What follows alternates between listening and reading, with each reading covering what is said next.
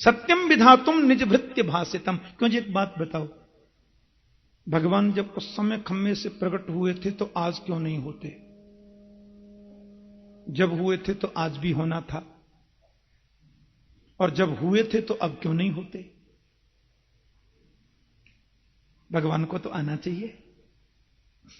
खम्मा फाड़ दो, तलवार मार दो, खम्मा फट जाता, कुछ निकलता ही नहीं। इसका मतलब यह हुआ कि खम्मे में पहले भगवान होते थे, अब नहीं है। बोल नहीं नहीं, भगवान तो खम्मे में आज भी है। हमारे ब्रज के किसी कवि ने बड़ी सुंदर पंक्ति लिखी कि सूर अनेक फिरे कनुमागत, सूर अनेक फिरे कनुमागत, पे पद सूर सस्वाद कहा, पुनिताल मजीरा बजाती फिरे, मीरा मतवारी सी चाह कहा। सिया राम कथा कितनों ने लिखी, सिया राम कथा कितनों ने लिखी, तुलसी जैसी मर्याद कहां। नरसिंह बसे प्रतिखम्मन में, नरसिंह बसे प्रतिखम्मन में, पर काढ़न को प्रहलाद कहा। नरसिंह बसे प्रतिखम्मन में, पर काढ़न को प्रहलाद कहा। नरसिंह तो आज भी प्रत्येक खम्मे में वास करता है, पर निकालने को प्रहलाद नहीं, तो निकले कैसे? अब तो ब्रह्मा जी, शंकर जी, वरुण जी, यम जी, कुबेर जी, सूरज जी, चंद्र जी, इंद्र जी और जितने जी हैं सब डर के मारे भाग गए। भगवान ने उसको जंघाओं पर डाल के चीर दिया। संध्या का समय था। अब स्तुति करने आए, उसको मारने के बाद भी प्रभु का कोप शांत तो हो ही नहीं रहा है। ब्रह्मा जी डर गए, देवता डर के चले गए। इंद्र बोले, मैंने सुना है धर्मपत्नी यदि इस समय आमे तो क्रोध शांत हो सकता है। तो माता लक्ष्मी से प्रार्थना की गई। अब लक्ष्मी जी को क्या मालूम था कि बब्बर शेर बन के बैठे। लक्ष्मी ने सोचा बेईपति होंगे जिनके चरण दबाती हूं। तो सुखदेव भगवान वर्णन करते हैं कि साक्षात् श्री प्रेषिता देवई दृष्ट्वा तन्महदद्भुतम् अदृष्टा श्रुतपूर्वत्वात् सानोपेयाय शंकिता। साक्षात् श्री प्रेषिता देवई, देवताओं ने श्री लक्ष्मी जी को प्रेषित किया, लेकर आए, मना करके लाए, लेकिन दृष्ट्वा तन्महदद्भुतम्, ऐसा रूप न कभी उन्होंने सुना था। अदृष्टा श्रुतपूर्वत्वात्, न ऐसा देखा था न ऐसा सुना था। शेर का मुंह और शरीर मनुष्य का। माता जी दौड़ी, 3 पटक लग गई, दूसरा श्वास बैकुंठ में जाके लिया। हाँ, देवता बोले अब प्रलय होगी। हिरण्यकश्यप मर गया, इनका कोप ही शांत नहीं होता।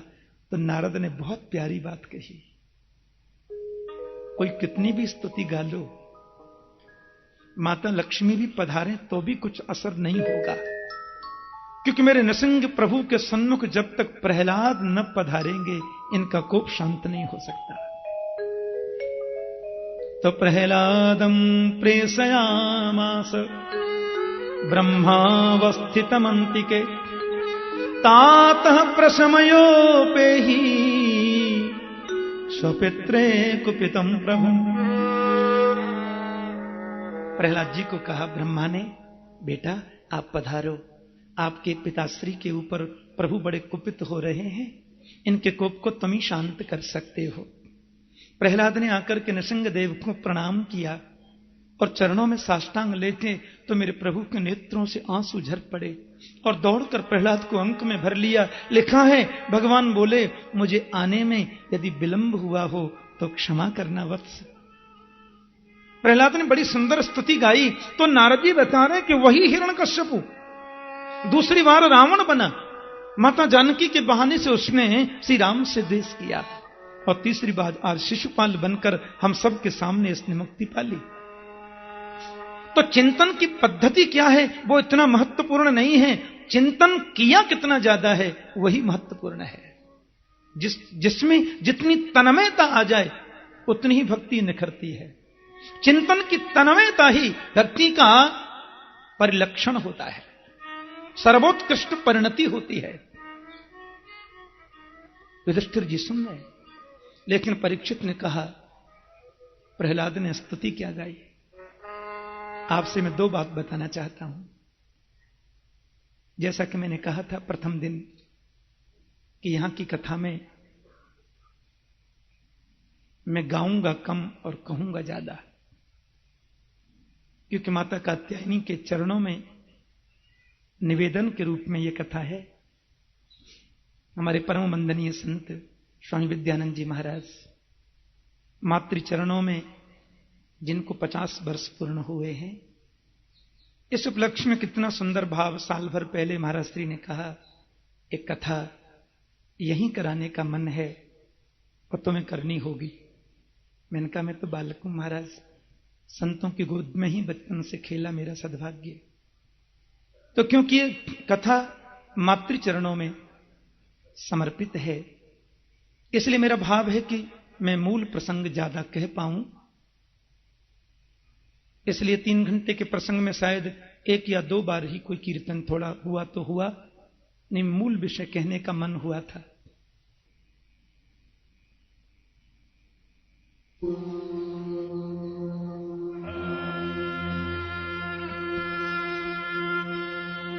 ध्येयं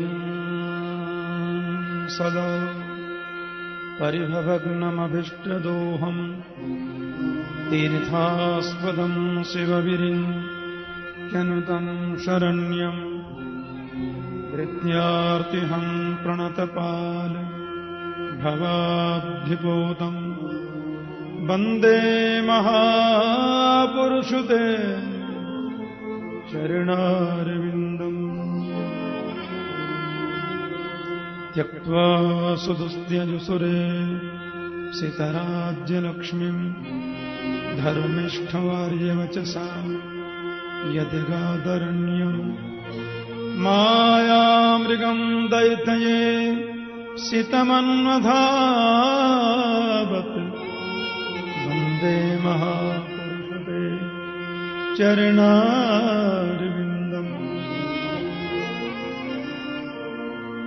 अस्ति स्वस्तरुणीकराग्रविगलत्कल्पप्रसूनाप्लुतम् वस्तु प्रस्नुतवेणुनादलहरी निर्वाणनिर्व्याकुलम् स्रस्तास्रस्मनिबद्धनी विलसद् गोपीसहस्रावृतम् हस्तन्यस्तनतापवर्गमखिलो दारं किशोराकृतिः कृष्णत्वदीयपदिपङ्कजपञ्जरान्ते अद्यैव मे विशतु मानसराजहंस प्राणप्रयाणसमये कपवातविघ्नै कण्ठावरोधनविधौ स्मरणं कुतस्ते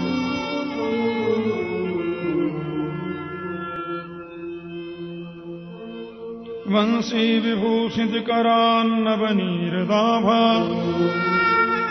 पीताम्बरादरुणबिम्बफलाधरोष्ठात् पूर्णेन्दुसुन्दरमुखादरविन्दनेत्रात् कृष्णात् परं किमपि तत्त्वमहं न जाने मूकं करोति वाचालं पङ्गुं लङ्घयते गिरिम् यत्कृपातमहं वन्दे परमानन्दमाधवम्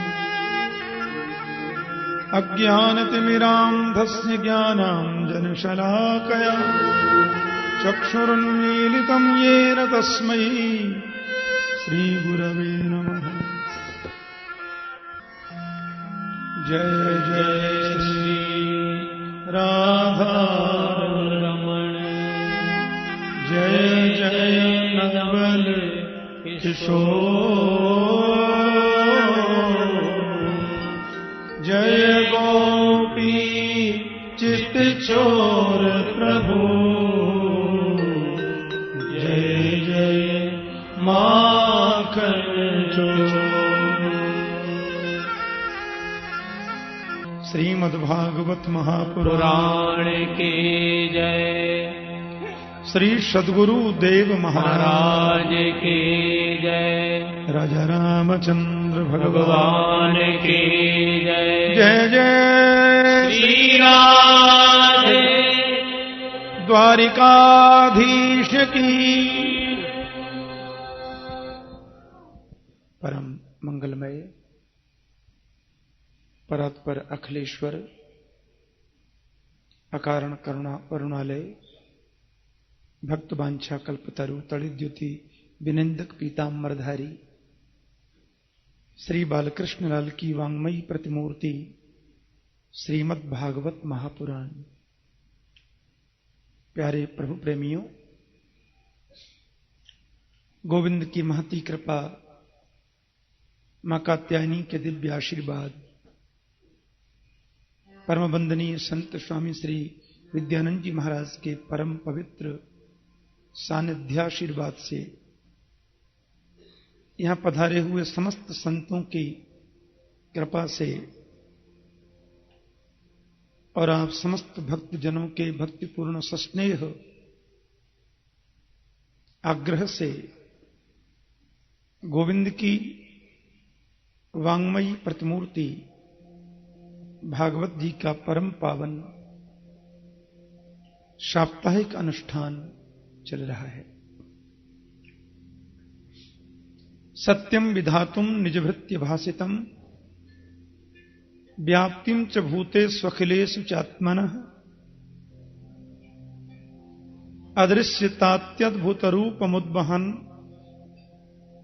स्तंभे सभायाम न मृगम न मानुषम। परम वंदनीय पूज्य संत सुखदेव जी महाराज संतों की मंडली के मध्य व्यास मंचासीन होकर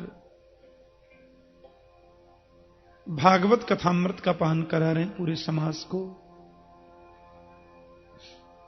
और कहते नन्हे से बालक की बात रक्षा करने के लिए मेरे प्रभु नशंग बनकर के पधारे। कोई उन्हें शांत न कर सके तो प्रहलाद ने स्तुति गाई कि सत्यम विधातुम ब्रह्मादयसुरगणा मुनयोऽथ सिद्धा सत्वैकतारमतयो वचसां प्रवाहै नाराधितुं पुरगुणै रधुनापि विप्रो किं तोष्टुमर्हति समे हरिरुग्र जाते। असल में देखें तो मुझ में क्या है, प्रहलाद कहते हैं ज्ञान में प्रवेश नहीं है, भक्ति का अवलंब नहीं है, कर्म में प्रवृत्ति नहीं है। बड़े बड़े देवता जिनको शांत करने में असमर्थ हैं, उनको मैं प्रसन्न करूं ये तो मुझ में कोई शक्ति नहीं है। हे हरि, आप तो भक्तों के क्लेश को हरण करने वाले हो, भक्तों के क्लेश पीड़ा को हर लेते हो। हरि, आपके चरणों में वंदन प्रणाम करता हूं। एक बात मैंने देखी है, अनुभव से जानी है, विप्राद विशद गुणयुता दरविंद नाभ पादार विंद विमखात स्वपचम वरिष्ठम। ब्राह्मण के अंदर 12 गुण होने चाहिए, शम दम तपः स्वाध्याय अध्ययन त्याग संतोष तितिक्षा प्रश्रय विद्या आत्मज्ञान अनसूया। लेकिन 12 गुणों से युक्त विप्र यदि आपके चरणों का अनुरागी नहीं है तो आप उसको कदाचित उतना शीघ्र नहीं मिलते जितने स्वपच कुल में जन्म लेने वाले को प्राप्त हो जाते हैं। कभी कभी तो आप भीलों को मिल जाते हैं और अध्वर्जु देखते रह जाते हैं। आपके चरणों में बार बार वंदन करता हूं केशव। भगवान ने कहा तो ऐसा कर लो, तुम कुछ मांग लो। प्रहलाद बोले मांगते तो वो हैं जिन पे कुछ होता नहीं, जिन्हें सब कुछ मिला है वो मांगेंगे क्या? भगवान बोले मैंने तुमको दिया ही क्या है जो बोलता है सब मिल गया। प्रहलाद जी बोले एक बात बताएं आप मुझे, असुरों के कुल में जन्म लिया है मैंने, कि क्वाहम रजः प्रभवै सिद्धमोदिकेऽस्मिन् जातः सुरेतर कुलोपतवानुकंपा न ब्रह्मणो न तु भवस्य न वै रमाया यन्मीर्पितः शिरसि पद्मकर प्रसाद। प्रहलाद जी कहते हैं असुरों के खानदान में जन्म लेने वाला मैं निकृष्ट व्यक्ति, और क्व तवानुकंपा, कहां आपकी विचित्र दिव्य अनुकंपा। भगवान बोले मैंने अनुकंपा क्या कर दी, खामा ही खा। तो प्रहलाद जी कहते हैं आप सही सही बताना, आपने कभी लक्ष्मी माता को गोद में बिठा के सिर पे हाथ रखा है? भगवान बोले याद नहीं, ऐसा कभी नहीं किया। आपने कभी ब्रह्मा जी को गोद में बिठा के ठोड़ी में उंगली लगाई है? अरे कभी नहीं किया ऐसा।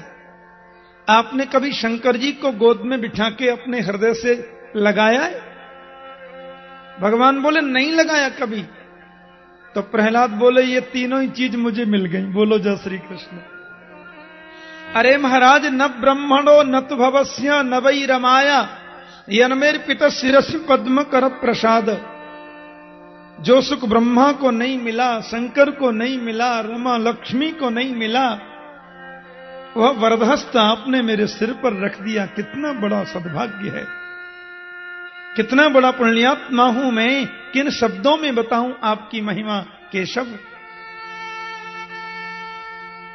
और मेरी तो ये 10 इंद्रियां जिह्वे कतो च्युत विकर्षति महावितृप्ता शिष्णोन्यतस्त्व गुदरम श्रवणम कुतश्चित घ्राणोन्यतश्च परद्रक क्वच कर्म शक्ति बहव्यः सपत्नी यह गेह पतिम लुनंती। राम राम राम, हालत खराब है। ये 5 ज्ञानेन्द्रियां, 5 कर्मेंद्रियां सब अपनी अपनी ओर खींचती हैं मुझे केशव। भगवान बोला क्यों भाई? मेरी लंबी दाढ़ी देख के, बड़े बड़े दांतों को देख करके ब्रह्मा जी भास गए, शंकर बाबा भी डमरू दूर बजा रहे हैं, लक्ष्मी जी को 3 पटक लग गई। डरता नहीं तू? बड़े बड़े देवता डर के मेरी गोद में बैठ जाता है, बार बार मेरी दाढ़ी को पकड़ लेता है, तुझे डर नहीं लगता क्या? प्रहलाद बोले मुझे आपसे डर नहीं लगता, क्योंकि आप तो नाटक करते हो क्रोध होने का। अंदर से बड़े कोमल हो, बड़े शीतल हो केशव। मैं डरता हूं संसार के चक्र से। त्रस्तोष में हम कृपण वत्सल दुस्सहोग्र संसार चक्र कदनात् ग्रसताम प्रणीत। ये संसार के चक्र से मुझे बहुत डर लगता है कि चलती चाकी देख के दिया कबीरा रोय, दोई पाटन के बीच में साबुत बचान कोई। संसार के चक्र से बहुत डर लगता है। भगवान ने कहा तो कुछ मांग ले, हम देना चाहते हैं। तो मैंने बताया था पहले दिन कि प्रहलाद ने कहा ऐसा ही वर दे दो कि मेरे मन में आपसे कभी कुछ मांगने की इच्छा पैदा ही न हो। यदि राशि समय कामान वरांस्ताम वरदर्शभ कामानाम हृदय संरोहम भवतस्तु व्रणे वरम। भगवान से कहते हैं कि बस आपसे कभी कुछ मांगने की इच्छा पैदा न होवे, ऐसा वर दे दो। प्रभु ने प्रसन्न होकर हृदय से लगाया। हां एक बात तो मैं भूल गया आपसे कहना प्रभु, भगवान बोले क्या? बोले यत निंदत पिता में त्वान अविद्वांस तेज ऐश्वरम, मेरे पिताश्री ने आपकी बड़ी निंदा की है, इसलिए मेरे पिताजी महाराज जो है ना, उनकी दुर्गति नहीं हो ये ख्याल रखना मॉनिटर, उनका दुर्गति न होवे ये प्रयास करिएगा केशव। भगवान बोले त्रिसप्त भी पिता पूत पितृ भी सहते नघ, यत साधोस्य ग्रहे जातो भवान वै कुल पावन। नृसिंह कहते हैं जिस कुल में तेरे जैसा बालक जन्म लेता है प्रहलाद, उसकी 21 पीढ़ियां तर जाती हैं। 21 पीढ़ी कैसे तरती हैं मालूम है? 7 पीढ़ी तो ससुराल वालों की तर जाती हैं, उनका ध्यान रखना पड़ता है, और 7 पीढ़ी पिताजी के ससुराल वालों की तर जाती हैं, और 7 पीढ़ी पिताजी के यानी अपने घर की तर जाती है। ऐसे 21 पीढ़ियों का हिसाब किताब होता है। एक बालक भी जिस कुल में प्रहलाद जैसा जन्म ले ले। गोविंद प्रहलाद को बिठा के तिलक करके चले गए। अब नारद जी महाराज ने यह प्रसंग युधिष्ठिर जी को बताया था, आप सुन रहे थे कल। पर युधिष्ठिर जी ने उनसे मानव धर्म, वर्णाश्रम धर्म आदि के बारे में पूछ लिया। मानव धर्म क्या है, मनुष्यत्व क्या है? प्यार से बोलो जय श्री कृष्ण। सारे विस्तार से वार्ताएं हुई। फिर ब्रह्मचर्य, गृहस्थ, वानप्रस्थ और सन्यास चारों आश्रमों की बृहत व्याख्या हुई। और सन्यास में जो अवधूत वृत्ति है उसके बारे में और विस्तार से कहा। प्रहलाद जी एक बार डोलते डोलते वन में गए तो एक संत को देखा, बड़े हृष्ट पुष्ट संत थे। अब संत तो महाराज संत होते, वह बारे मौज फकीरान दी। फकीरों की बड़ी मौज होती है माय डियर, बोलो जय श्री कृष्ण। है संतों की अपनी मस्ती है, उसमें क्या कर सकते कोई है, अपनी मौज है महात्माओं की। तो महाराज अब देखो दत्तात्रेय जी बड़े हृष्ट पुष्ट बलिष्ठ शरीर पड़ा है, जमीन पर पड़े। आकर के उन्होंने प्रणाम किया और उनसे पूछे, बाबा क्या खाते हो? लो कर लो बात। ऐसे कोई पूछे तो नाराज नहीं हो जाएंगे क्या? भोगिनाम खल देहो यम पीबा भवती नान्य था। प्रहलाद कहते हैं इतना मोटा ताजा हृष्ट पुष्ट शरीर ये तो भोगियों का होता है बाबा। आसपास में कोई गांव दिखता नहीं है, शहर दिखता नहीं है, चेला चेली भी इधर कोई दिख नहीं रहे आपके, तो महाराज ये सब व्यवस्था कौन करता है? दत्तात्रेय जी बड़े मुस्कुराए।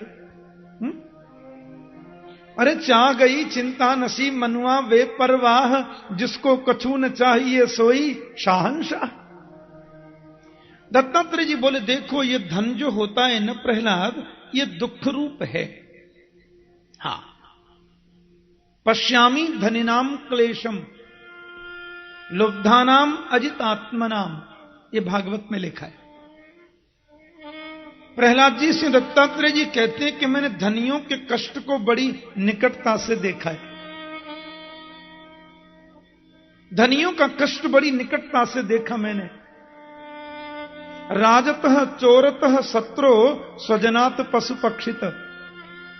देखो एक तो धन को कमाने में बड़े तकलीफ होती है, धन कमाने में बहुत कष्ट होता है। धन ज्यादा कष्ट नष्ट हो जाए तो भी कष्ट होता है, और इन दोनों से ज्यादा कष्ट होता है धन की रखवाली करने में। कमाने में कष्ट, नष्ट हो जाए तो कष्ट, और रखवाली करने में ज्यादा कष्ट। इसलिए मैंने वैसे गुरु तो जीवन में 24 बनाए थे। दत्तात्रेय जी के 24 शिक्षा गुरु हैं, पर ये 2 मेरे महागुरु हैं। ये 2 महान गुरु हैं।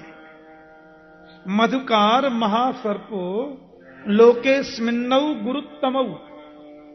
ये दो जो मेरे महान गुरु हैं उसमें एक है मधुमक्खी।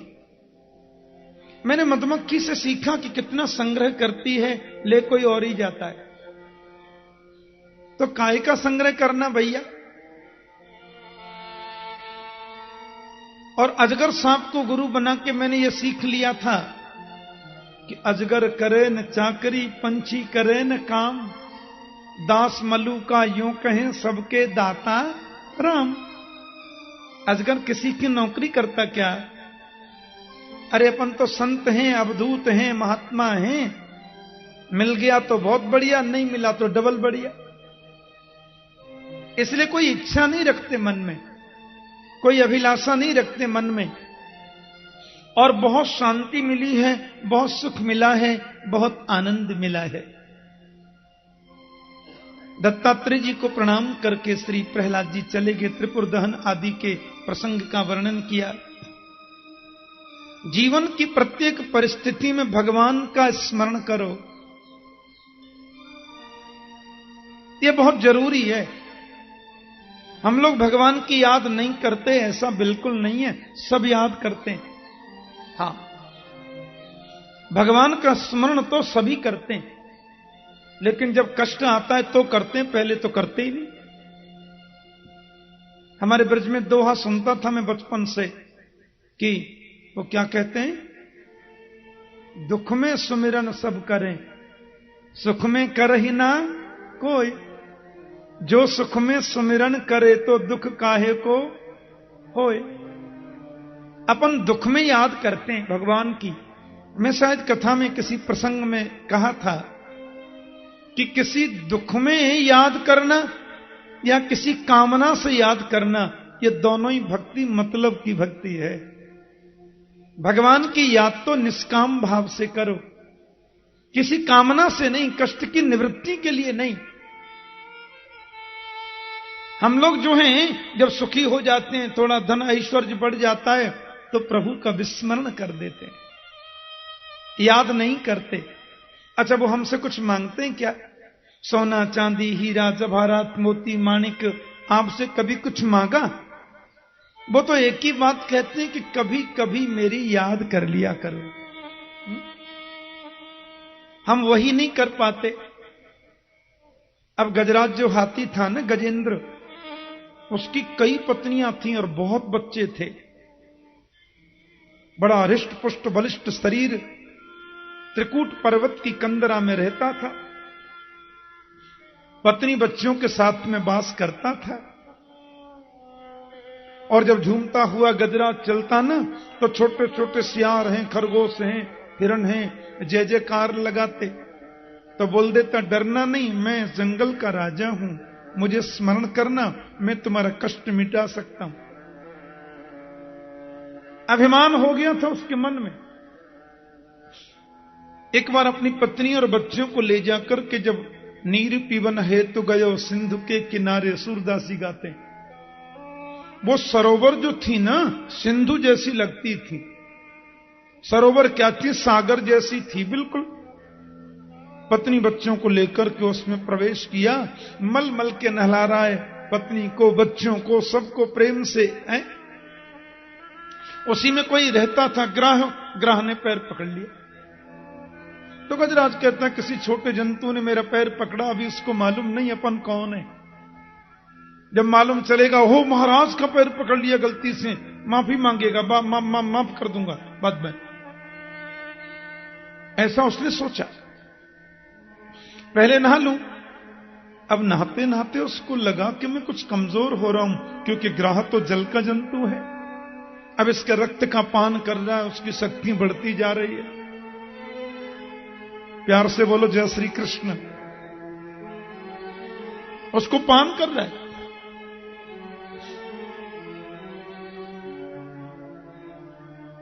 उसने अंदर नजर डाल के देखा तो बहुत बड़ा ग्राह। पत्नियों से बोला, किसी बड़े ग्राह ने पैर पकड़ लिया देवी मेरा।